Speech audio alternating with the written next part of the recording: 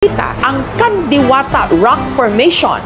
Ang mga kawani ng Municipal Environment and Natural Resources Office at ang Bureau of Fire Protection ng Darang nagsagawa ng cave assessment sa Aong Cave. Narating ng grupo sa loob ang maliit na butas na pinasok noon ni Arnold. Sinuyod nila ito. Sige, nakatisara. Hila. Sige, bira. Anong nasa loob? Maluwag na? Tapos, bababa na naman. Hindi na kaya. Uy, bawal talaga. Hindi tayo expecter.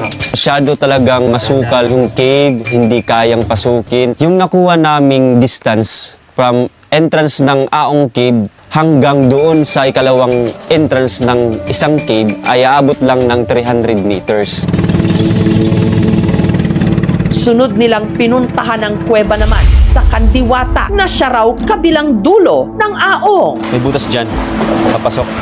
Dito yung sinasabi na kuan, tagusan ng kuan papunta sa Kanaong. Pero katulad sa Aong, napaka-peligroso rin daw na suyurin pa ang pusod ng kuweba. Trinay namin, lapitan, kaso nga lang masyadong umaalon na. So hindi na namin pinagpatuloy. Masyado pa siyang peligroso pag hindi talaga ma-assess ng DNR.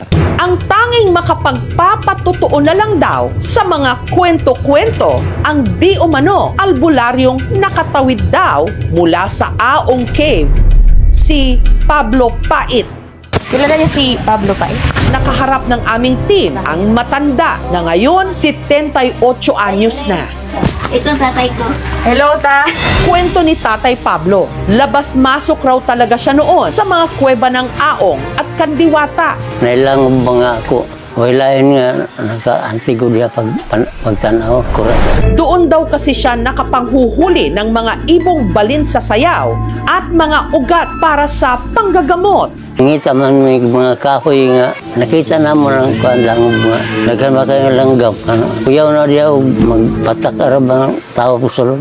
Dagan mga hayop sa dagat. Ang kuweba kasi ay tinituring na tagpuan ng Diyos at ang tao. Kaya ang ginagawa ng mga albularyo or yung mga tao na papasok itong sa tinatawag na kaharian ng spiritual, gumagawa sila ng paglilinis sa sarili nila.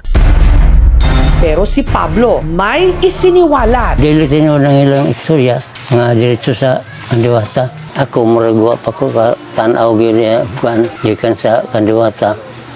Ngadto sa Anya, hindi raw totoo ang mga kwento-kwento na may lagusan sa Aong Cave patungong Kandiwata. kay kining langob marag delikado mo gyud ni gawas na lang ko. Imposible talagang merong lagusan from Aong Cave to Kandiwata. Undiscovered pa itong cave na to. So, hindi pa to nasali sa list ng DNR for inventory and for assessment. Punta muna kami ng Barangay Mayabay, makipag-coordinate kami sa mga barangay official doon na ipagbawal muna pasukin yung kuweba kasi napakadelikado lalo na't wala pa tayong mga kagamitan sa pagpasok sa cave.